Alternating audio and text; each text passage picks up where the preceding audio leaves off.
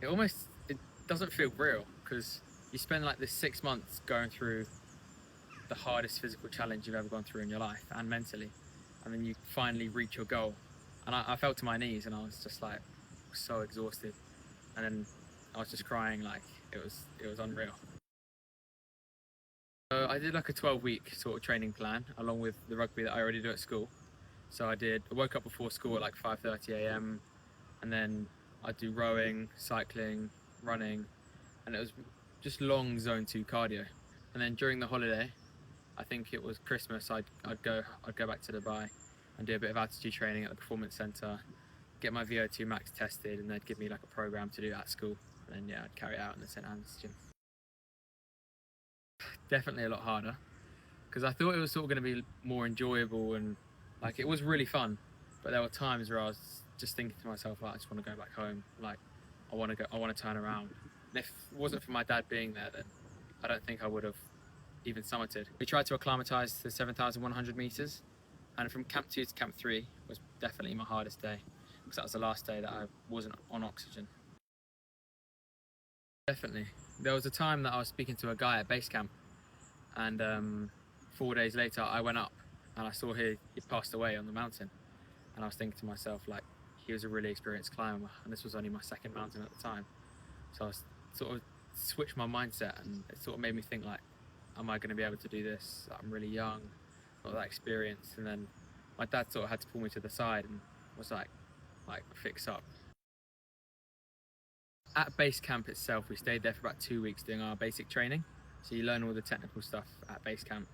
So you'd go to sleep quite early, you'd wake up maybe like 6 a.m. when the sun came through the tent, and you'd go eat breakfast, get a coffee, go down into the icefall, do your training, practice with your carabiners and stuff.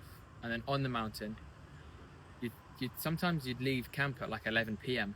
and you'd go through the icefall at night, and you'd be hearing all these avalanches around you, and you'd just be like praying it doesn't hit you. And then most days, I'd say 10, 11-hour days, just walking up hills like that, ice climbing. So yeah, typical day, 11 hours and not much rest.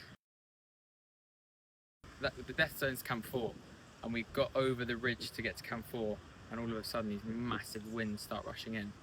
And we thought they were going to relax by the night so we could go to the summit push the same night. And we left, and about 15 minutes into it, massive blizzard came. We couldn't see anything. The ropes were buried under the snow, sorry.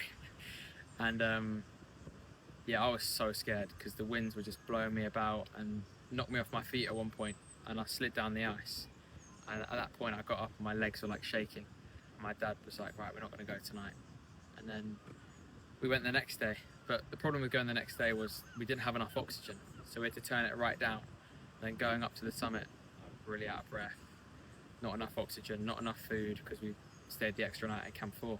And yeah, for me, that going above the 8,000 meter zone, knowing that the mountain takes most lives here, it's just scary for me. Oh, it was the best meal I've ever tasted.